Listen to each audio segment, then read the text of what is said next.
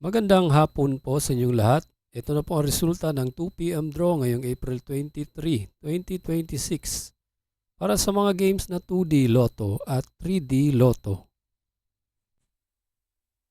Kung bago ka pa lang sa aking channel, pwede kang mag-like, share, at subscribe para updated kayo sa mga PCSO lottery results araw-araw.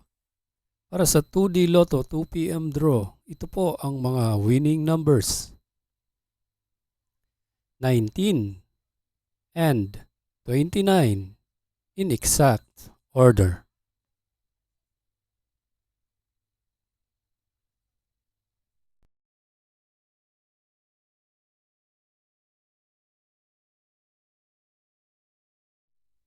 Para sa 2 p.m. draw ng 3D Lotto, ito po ang mga winning numbers.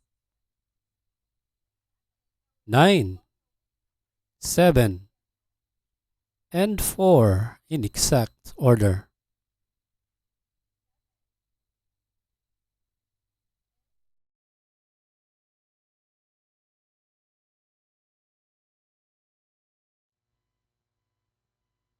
Salamat po sa panonood ng Lotto Results Today by Mr. Wi-Fi. Good luck at maglaro ng responsable.